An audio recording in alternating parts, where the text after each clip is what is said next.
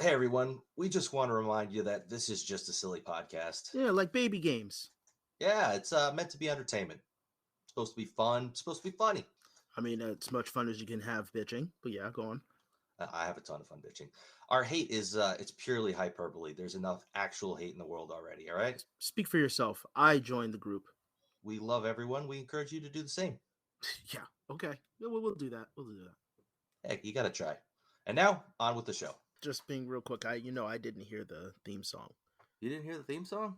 No, I saw you rocking out, and I thought you were just getting ready to press it, and then maybe it didn't go. maybe I had it on preview mode. Yeah, I did. I'll explain why.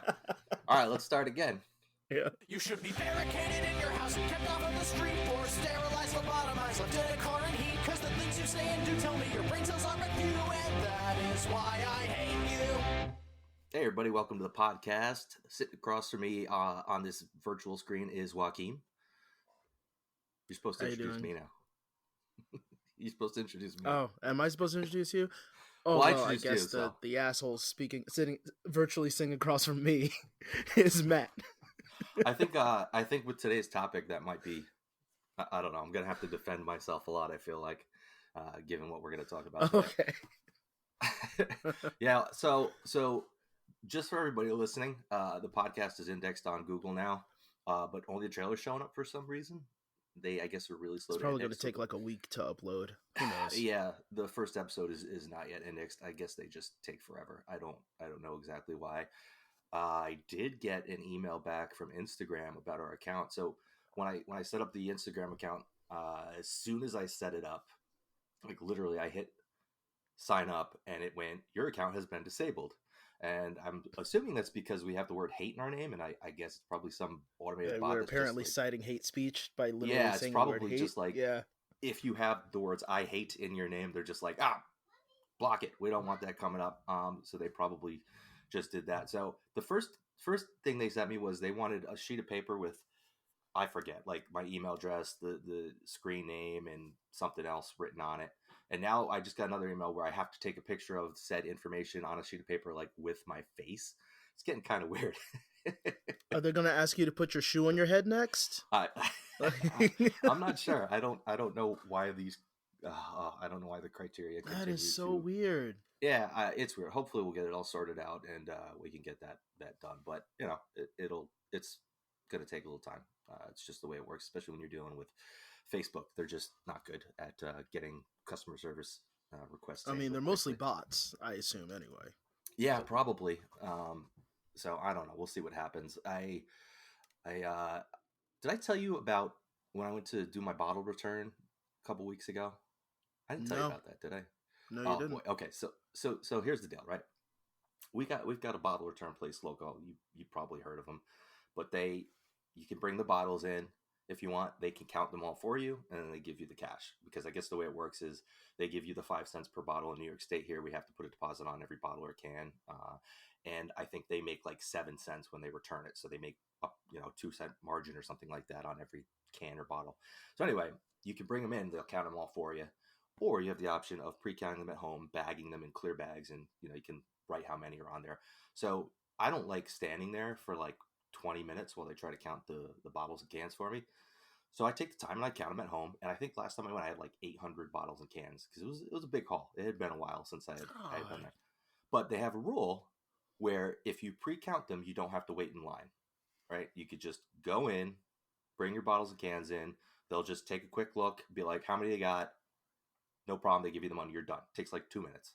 And I'm assuming the rule's in place because it saves them time, right? You're not standing there holding up the line behind you for 15, 20 minutes with 1,000 bottles and cans. So anyway, so I always do it that way because it's just quick. I could just bring them in. They give me the money. I leave. I'm not waiting in line, which can take forever. I'm not waiting for them to count, which could take forever. I just bring them in and I go. So I usually go to one, but they were close. So I went to a different one, different location. And I get there and I'm carrying my stuff in. There's a guy already waiting outside. And he says, oh, hey, yeah, they're pretty full in there. I'm waiting outside. And I was like, oh, I'm already counted. I don't have to wait in line. I can just bring them in. And he was like, oh, okay. And he like opens the door for me and he's helping me. So I get in there and like the lady that's standing there, and to be fair, she was in the middle of counting. I was an asshole and interrupted her, not intentionally. I was just like, hey, where can I put these? Yeah. And she was like, don't interrupt me while I'm counting or something like that. And I was like, oh man, yeah, totally my fault. I'm a jerk. So I put them all in there, and then she like stops the customer she's counting, like the bag she was on, and she goes to like everybody there. So there's, I don't know, there might have been 4 other people waiting there. She goes, sorry everybody, I have to stop counting and help this guy because he pre-counted his bag, so you're all gonna have to wait while I help him instead. She put a spotlight on Yeah, you? totally. Just, I was so mad. I'm like, I'm standing there like, of course I feel like a dick now. And the woman she was helping count is like, that's just ridiculous. That's so dumb. And she's like, yeah, I don't understand it either. It's a stupid rule. And of course, you know me, I can't help myself. No. So I had to chime in. And I was like, before any of this, I said, like, when she came over to start helping me, I was like, I'm so sorry I interrupted you counting. You know, I wasn't thinking. Sorry about that. And then she started in with all this stuff. And I was like, you know, it was like, the whole point is I'm counting these ahead of time, saves time for the line, and I don't block somebody else. You know, I'm not taking 20, 30 minutes of somebody else's time while they're waiting behind me. So it makes it quick and fast. If everybody did that, everything would move a lot quicker here, right? So the idea is, I guess, if people do that, it's going to help move things along quicker. And I was like, I don't see what's unfair about it. She's like, well, it's not fair. You counted them before you came here, so you get to just leave. And I was like, yeah, I spent like an hour counting. I wasn't lazy. Yeah, I wasn't lazy. I counted them, and that's it. Because there's either you count them and you go through quickly, you don't count them, you go through slow, or you throw the fucking bottles in the recycling and just don't deal with getting a deposit or any kind of money. Yeah, back. well, I mean, I don't want anyone to get started on that, and if I'm just completely wasting my time or not. No, my wife does it. No, my wife does it, and I think it's ridiculous personally, but I get it. She's the saver. She clips coupons and saves money on bottles and stuff like that. I'm wasteful, I guess. Well, it's not like like when I go and do a return, I might get $40-$50 if I have 1,000 bottles, right? So it's not. Yeah, but I'm not gonna. Nothing. I'm not gonna take up the space in bags that I might use for something else. We used to have a gigantic garbage bag sitting in the middle of our goddamn kitchen because she would collect the bottles. And yet it'll be months where she's like, I need to get out there and collect bottles. I mean, I need to go out and get the bottles deposited. Right. They're taking up space. I'm cleaning up the kitchen and I have to skip these bottles every time. They do. It got to the point that I was throwing bottles in the recycling and they weren't getting noticed because there were so many bottles. Well, they took her 3 months to do it. And it was like, well, you could do it. One, at that time, I think I either had 2 jobs or I was working all day. Right. And so I didn't want, and it's something I don't want to do.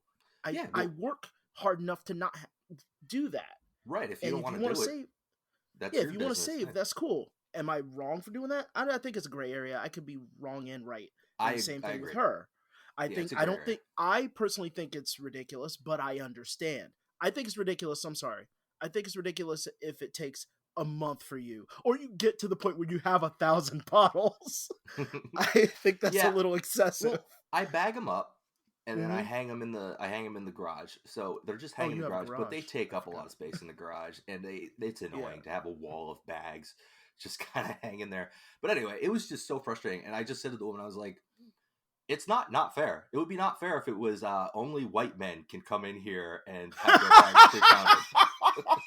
Why did you go to that one? I don't think that's exactly what I said. I think I might have said just men or something. My point was, it would only be not fair if it was segregated to a certain amount of type of group of people that could do it. Anybody could do it. I was like, you had the option to do it too. You chose not to. You decided not to count them and have somebody else count them for you. I decided I wasn't going to be lazy, and I counted them myself, and I brought them in so that I didn't have to wait in line. Anyway, it was so irritating. I was so angry. And it was just another one of those situations where I'm just sitting there going, why? Why do you care so much? It's going to take 30 seconds. I'm sorry, no, go. I mean, you're right. I feel like it's sort of like being pissed off at somebody for having a fast pass at a theme park. Like, they paid the extra money, fine. It takes a little longer for me, but they paid the extra money. Just don't come into the line twice. Right. It's irritating. I get it. But again, you had the option. You didn't choose it. You know? I mean, I guess if it's something you have to pay for, it's a little different. Maybe you can't afford that. It is okay. Yeah, I can see where that there's a difference, but I just I don't understand that. Like, oh, you're not lazy? Well, fuck you. Yeah, That's what I'm just, and then I kind of laughed under my breath, and she went, I was like, and she goes at me. Hey. Well, I walked out, if and you hate I your just job said, so much, hopefully you have a choice. Here's my thing. Again, this is gonna make me sound like an asshole. If you hate your job so much, leave it. That's where I was originally gonna say, and then I kind of had the second thought of going, well, maybe she didn't have a choice. Well, if you're willing to be a shitty at your job, like you're just gonna have an attitude, then if you feel like you can afford to have an attitude at your job, then you can afford to change your job. That's true. No, absolutely correct. Yeah, I mean that's always been my stance. I worked customer service forever, and we dealt with customers, which of course meant they were shitty. And there were plenty of people I worked with that just didn't care. They were like, I'm not getting paid a lot. This job sucks. The customers suck. But my stance was always, hey, if I'm accepting a paycheck, I got to do my job one way or another. I can hate it, but I got to do my job. I made an agreement to do this job for this amount of money. If I don't like it, I don't have to do it. But if I'm choosing to do it, I shouldn't do it shitty. That's basically all it comes to. Perfectly said. Speaking of fast passes, have you been to the Legoland local here yet? Yeah, I have. Yeah? Yeah. Did you have a good experience? We went last summer, I think once or twice, because we had gotten the annual passes were super cheap when they were supposed to open originally, and then they didn't open because of COVID and I think construction. So we still had the annual pass valid, and it started August of last year, and we still have it for this year. So we went, my wife has brought the kids a couple of times. I went with them once a couple weeks ago, but that place is weird. Okay, so my wife has a friend who works there, so they had like pre-passes before it opened. So she went with my two kids, and they loved it because they're kids, and they don't care that you spend $50 on a Lego set that actually costs like $15. Right. And half the rides weren't open, so we got early passes when it first opened, and I finally got to go. Here's my assessment. One is built on a weird hill. Like, you are hiking the entire time. Oh, yeah. And being a man with gigantic thighs, the chafing's my biggest memory of this place. Agreed. I think actually when I got home, I said to my wife, I think my balls, my taint, and my legs are all just meshed together now. Yeah, just this blend of pain. Yeah, they're just welded now. The food court, the pizza, like, I actually have a legit story that I have. So we went. It was my wife, my kids, my brother-in-law, my sister-in-law, their 5 kids, my father-in-law and mother-in-law, and then my other sister-in-law and her boyfriend. So that was our whole crew. You had like a posse going. Yeah. And we're trying to get a singular table in this crowded food court. Now, the food court was just pure chaos. I won't say is because I'm not sure if it's still the same way, but it was pure chaos. There was people like bringing out half-cooked pizzas because they're trying to rush to feed, like, they had to have been past capacity in this place, and somehow we were able to get a table. We get a table. We're all together. I'm collecting food for the kids. All the adults are just trying to like get food for the kids, and we're waiting. And there was this little, I don't want to call him little. He was like at least 13. Was sitting there, like licking the brownies and putting them back. Oh. And this was like right before COVID hit. Oh, like, man. Almost directly before COVID hit. And it's like licking the brownies. And like, it wasn't like they were doing it to make a prank. They were licking it, decided, nah, I don't want it, and put it back. And I looked at him, and I'm staring, I am staring dead at him. I am like right out of arm's reach of him, because if I was, I probably would have smacked him just by reflex, because I felt like that vomit lurch up in me. Yeah. And I'm just watching him, and I'm like, you're really gonna put it back? Are you really gonna put it back? I'm passive. I don't actually like say things to people, but I couldn't help myself. Yeah, it must have taken a lot to get you to actually say something. Apparently, he either didn't hear me or couldn't understand me, because I swore he looked in my direction, but he didn't react. So as he was walking away, I looked at the tray and I smacked it into like the cook's area. I hit it right into the cook's area. And then anywhere that kid went, I just shadowed him to make sure he didn't touch food, so I could go grab it. I'm just like, this was disgusting. That was disgusting. That is disgusting. That's awful.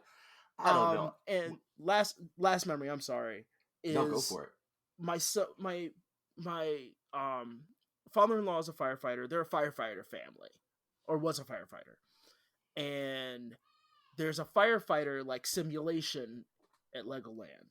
Yes. Where all the families are teams and they go in, they try to pump the thing and yep, I know what you're talking about. To put out the fire. Okay. The problem is it's not a ride. So they can only go as fast as the slowest person. So if there's a line, you might be waiting over an hour. Yeah, it's rough. Especially if the team or family isn't coordinated and they're just pushing the goddamn thing and it's just rocking the fire truck, but it's not going anywhere. So I'm waiting in this line with my son, and he gets tired and falls asleep. And now which is reasonable. We were there for like and it's 30-something minutes. There's no tree cover. There's no tree cover. It's just nothing. Out in the sun.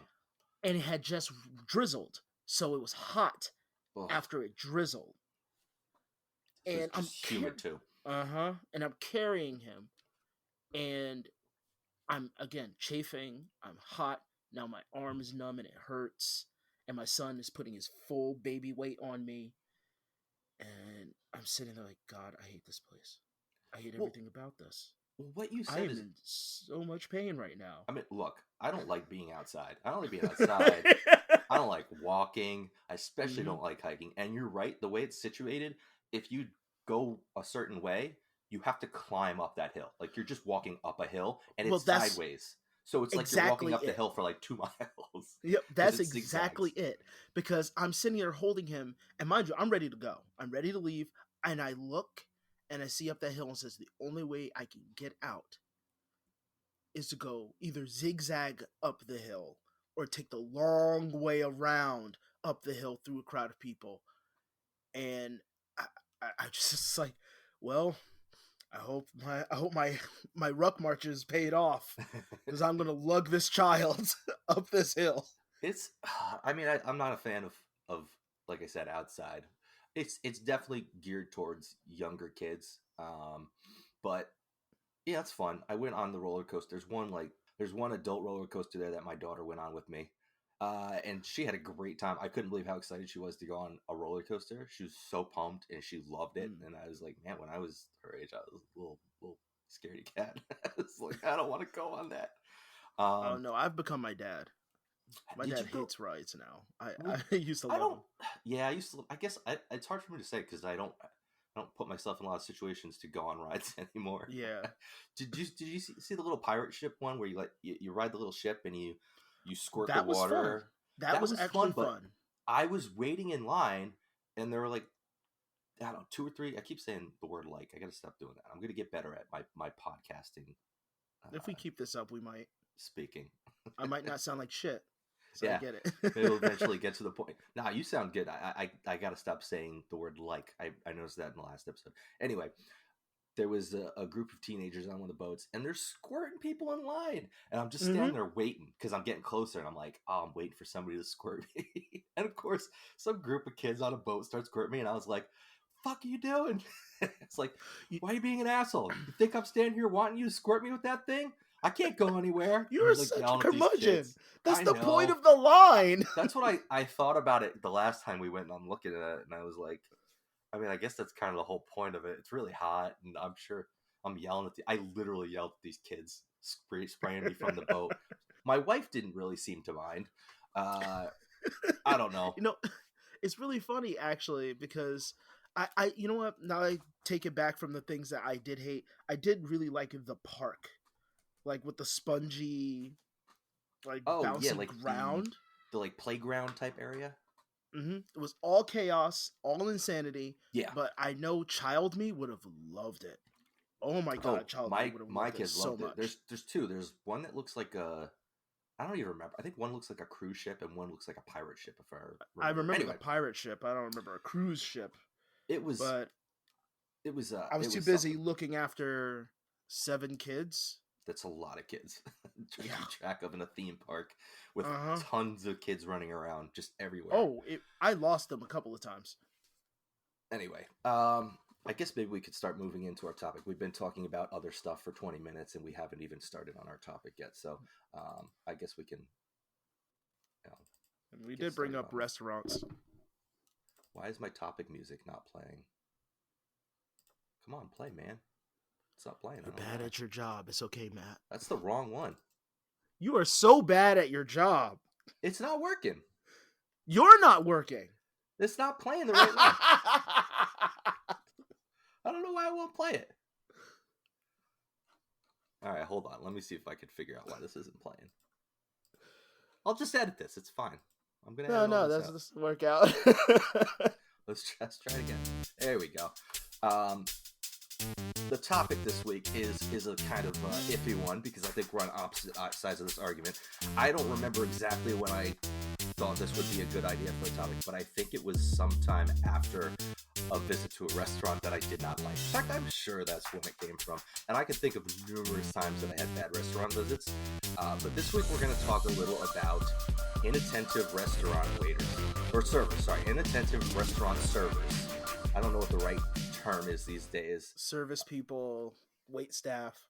Yeah, I think it changes daily, but I think they're called people servers. Who don't get paid enough. Right, which is going to weigh heavily into our topic. But I'm talking about the servers that come to you, don't pay attention when you sit down, don't pay attention to your table the whole time, don't pay attention when you're ready to leave, and then just like don't care. We were talking about this earlier, like when you take a job, and if you're going to do it right or you don't do it, like that's just the way it should be. It doesn't tend to be.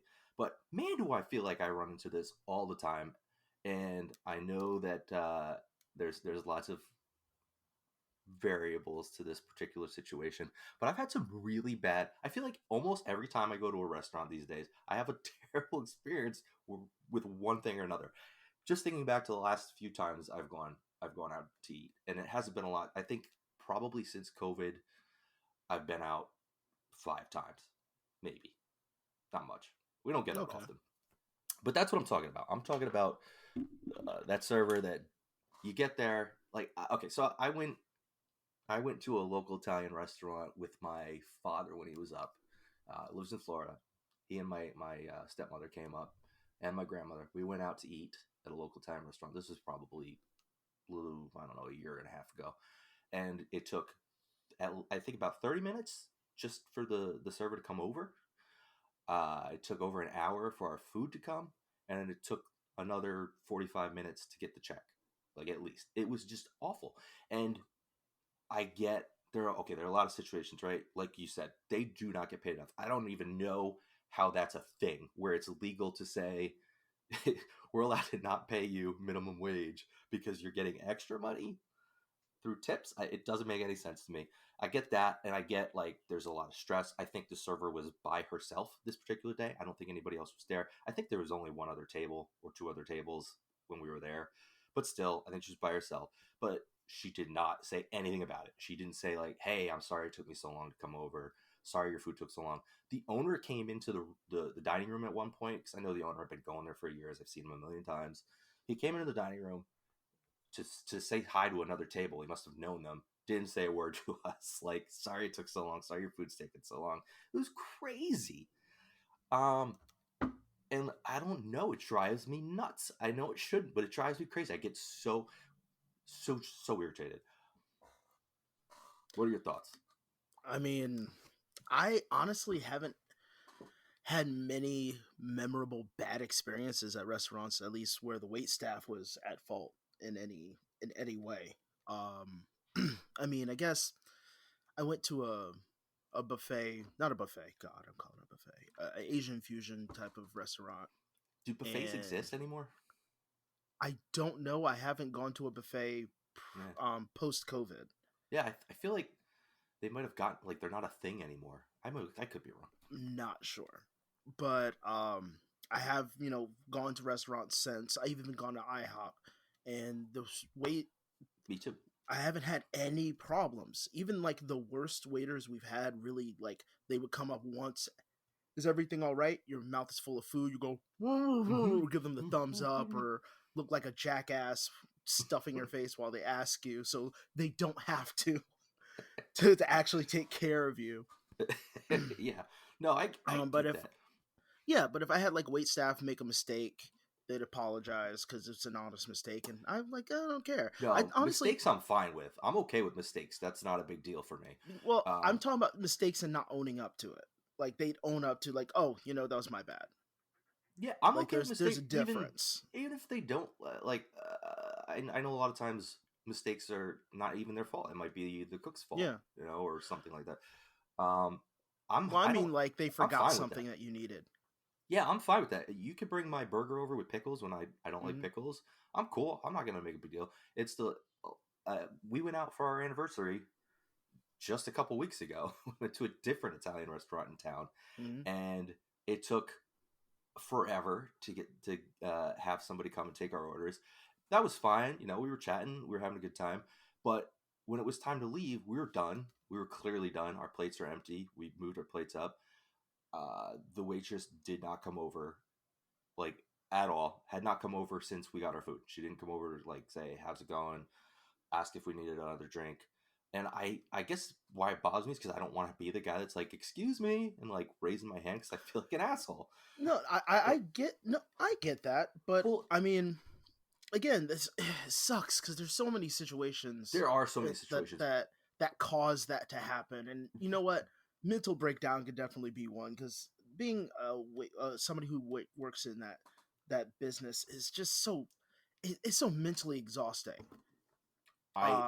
I've never worked as a server, but I can only imagine that it's an exhausting. When my wife and I got married, that's what she mainly was.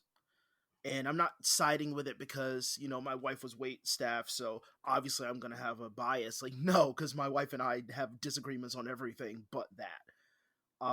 Because I see what happens behind the scenes because of, having to be the soundboard for what she has to put up with. Right. I do get it. If you're by yourself being under wait staff, if you're by yourself and you have to cover more than one section, it's extremely stressful. You have other waiters who don't pick up their own slack, and since you're known to do work, you kind of have to take up their slack because that's what the manager tells you to do. The manager has you work 2 long nights in a row. That's behind each other. Any job like that, though. Very true, but the thing is, you are constantly moving. Not even somebody as a cashier, because I've done cashier work. You could be scheduled like that, but not get paid under minimum wage, and on top of that, still have to constantly be moving back and forth and interacting happily. I can go to a cashier, they not smile, say anything to me, and go about my day, and they'll be fine. Where with a waiter or a waitress, they have to smile, they have to be nice to you, or they don't get paid. Yeah, that's true. I mean, I'm just gonna say, I always tip no matter what. I don't care if they were bad or good. I always tip, and I always over tip because of that very fact. It's ridiculous that they get paid little bit of money because it's assumed they're going to get extra money from the tips, which doesn't make any sense. I mean, you can't assume on some phantom income that may or may not exist. Like it's crazy. Yeah. I don't know how that becomes a law where it's okay to do. I did have a bad experience once, but I wasn't the one who confronted anybody about it, but it was a bad experience that happened to me. My wife's friends were leaving town. It was at I want to say at Fridays. And, I had just gotten back from the military. My wife is pregnant, and her friends were leaving. I think they were roommates, and then they were going to move to another state. So they got all their friends together, and they're sitting at the bar, not the bar, like in the bar section. And we come in, we're sitting down, we're ordering food. The waiter, was it a waiter or a waitress? It was one or the other. We saw 2 people come up, but they came up, the server took everyone's order but mine and then left.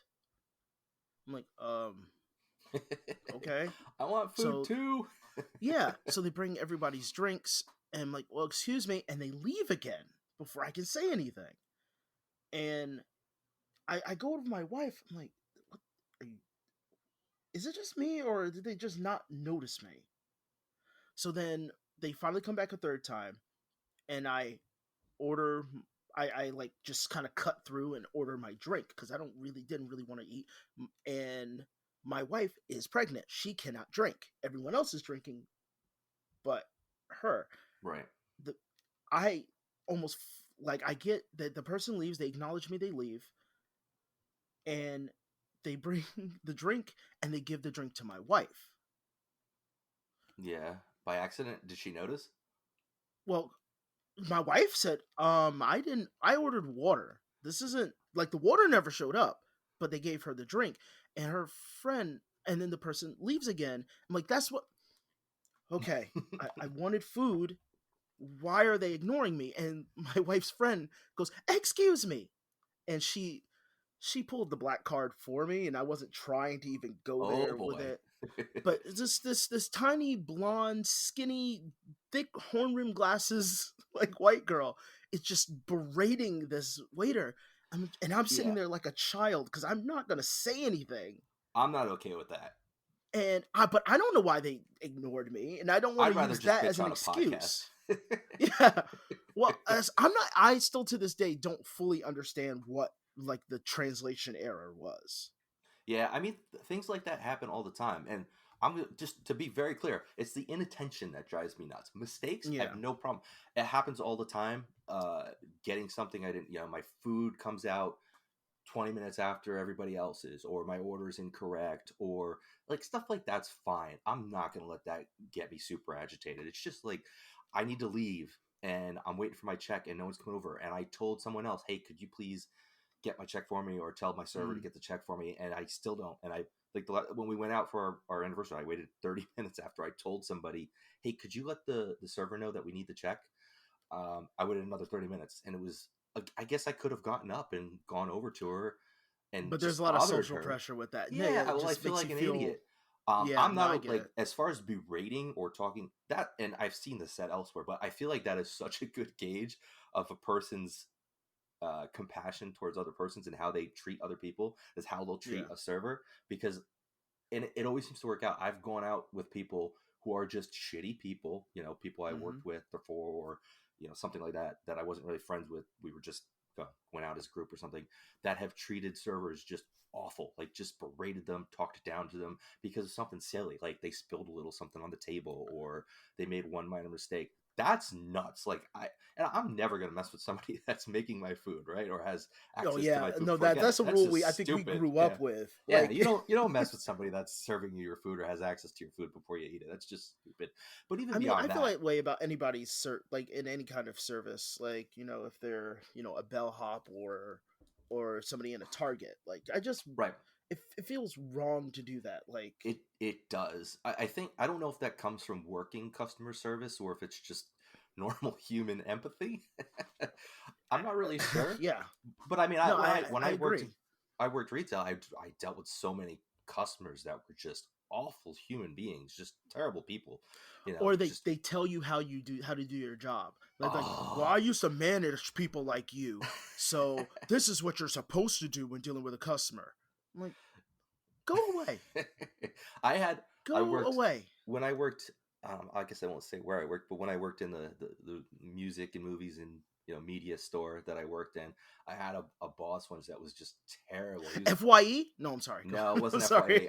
Although I worked at FYE. I did work at FYE. Media Play. No, I'm going to keep going. No, you're right. It was. Oh my God. It doesn't really matter. I don't really mind. Suncoast Video doesn't even exist anymore. I worked for Media Play. I worked for Suncoast Video, and I worked for FYE at different points. I started at Media Play. I used to shop there all the time. Oh, Media Play was a great store. They had everything. Of course, you didn't recognize me. I'm just another random dude, out of I was people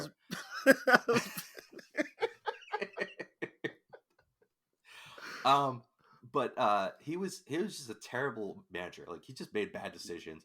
And I think at the time I was like head cash. I don't know what the title was. Head cashier charge, or something like that. And I had a customer come in with, I guess I was a little of an asshole too, but I had a customer come in with a CD that was open. She had opened it. She didn't have a receipt or anything. And the return policy back then was you can't return an open CD, right? Copyright law or whatever bullshit they came up with. And she was trying to return it. And I was like, I'm sorry. The only thing you return it for is the exact same item, if this was defective, but you just don't want it. You don't have a receipt. And he came over, and I don't know if he thought she was cute or something. She was like probably around his age. And he was just like, hey, go ahead and grab something else and you can return it. It made me look like an idiot. So I felt stupid because I'm trying to do what I'm supposed to do. And then he comes in, overrules me. And then she comes up with a double CD that was, I think, $10 more than what she was trying to return. What? And he said, just do an even exchange. But it's not an even exchange. I know. I said, wait, you want me to let this woman without a receipt return the CD that she already opened for a completely different item that's more expensive and just not make her pay anything else for it? And he's like, yeah. I was like, you are an asshole. You're so bad at your job. You make no sense. And of course, I was like, I'm going to get fired the next day, right? Of course I'm going to get fired. I didn't get fired. The next day I came in, and the general manager was just like, hey, you can't do that. You can't call your boss an asshole.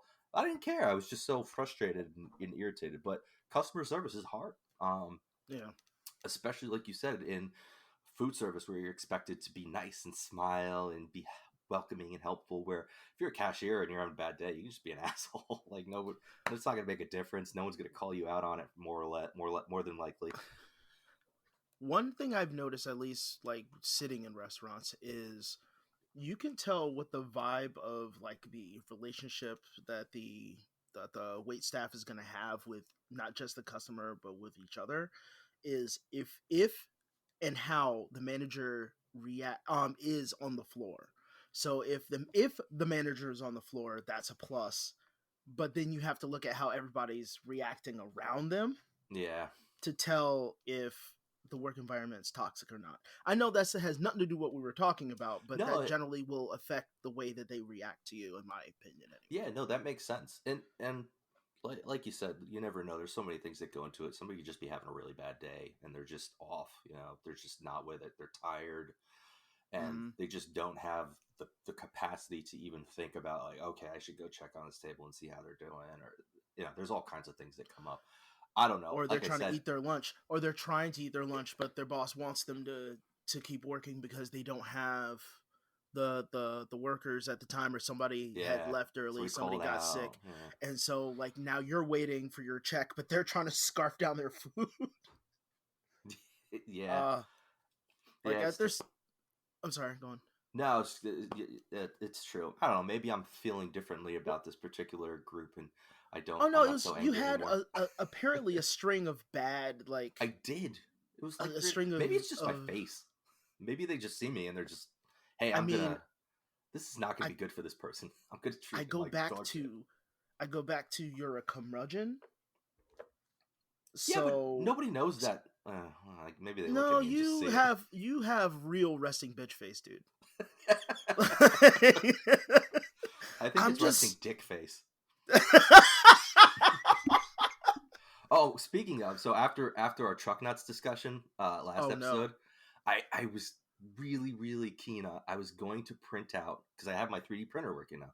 I was going to print out a plastic penis and then like drill a hole through it and put a little rope and then make the truck shaft. And I was like, I thought it would be awesome. But here's the problem. I couldn't find a 3D print that didn't include balls. Oh, no. I guess you can manually remove it. I was going to say, in hindsight, I guess I could have sawed them off. But what if my daughter walked in on me with a plastic penis sawing the shaft off? I mean, would it be any better if your daughter walked in with you just with a plastic penis without the ball? Also a good point. Like, that would be bad regardless. Like, how do you explain that? Well, I didn't want to have this talk with you, dear, but I think it's about time we learn. Like, why do you have a plastic penis, Daddy? Why do you know penis? She's 7. She knows what that is. I mean, my daughter still referred to my daughter does too, and she still refers to it as a front tail. No, that's a lie. Front tail. For the longest time, she thought it was a front tail, which was fine. I was perfectly fine with that. She had a front butt, and he had a front tail. But front tail. But I have to be honest, because I for the longest time used to say that, but now I can no longer say that because with COVID, you let your kids play on the tablet a little bit more. You let them, if they're on a Chromebook, they play on Chromebook, because the schools kind of gave them Chromebooks. And my daughter was playing Friday Night Funkin'. And for those who have played Friday Night Funkin', when you lose, the main character gets an X-ray and he has blue balls. I didn't know that. Either she plays it or you play it next, and just they have a desktop version, and he gets blue balls. And my daughter, when I saw it, I was just hoping my daughter didn't notice Didn't ask about it. But instead, she doesn't. My daughter isn't the type to necessarily ask something unless it's to be annoying. Mm-hmm. She goes, "Hey, Dad, I know what happens when he dies. When you see his penis." And I'm frozen. And I go, because my wife already kind of put it down that she's not going to be the one to have the talks with the kids, because she grew up stunted in that way. So did I, even though growing up stunted, am more sensitive in that regard. So I'm like, but you're going to put me in an awkward position with our daughter. But fine, I'll do it. And she says that, and this is my moment. This was my moment to prove that I could have that talk with her. And I go, "Honey, I don't know where you heard that from. You're technically wrong." She goes, "Then what is it?" "I can't tell you, not just yet. You're not there yet." It's like, but just understand that you're close, but you're not there yet. I'll tell you. Ask me when you're a few years older. What's that? What do they always say? I'll tell you. Because I know they've, like, my kids have seen each other naked. Sure. But they haven't shown the curiosity of that section of their body, and I don't want to draw attention to it, because that'll make them want to. I'm not ready. I know I'm not ready. I know I am not ready, and that was the moment I learned that I am not ready. I am strangely apathetic towards having that conversation. I am much like with my daughter. When she asks me a question, I am very candid, almost all the time. Much to can you even help that? My wife's chagrin. No, I don't think I can. I think it's just the way I am. So when she asks me something, I am usually truthful and honest and just tell it like it is. We haven't gotten into that deep into a sex conversation yet, where she's asked real questions about that. But I mean, she's asked me about heaven and God and death and things like that. And I'm sorry. Can I just tell you, before you even tell me what happens, I just imagine her asking you in her cute little voice, and you going, "God doesn't exist." I don't get it's that. all fake. Heaven's not real. Rough. When you die, there's nothing but blackness. Well, I'm sorry. We were driving to I don't remember. We were driving yesterday. Where were we going? Doesn't matter. She said to me, "What do you think heaven looks like?"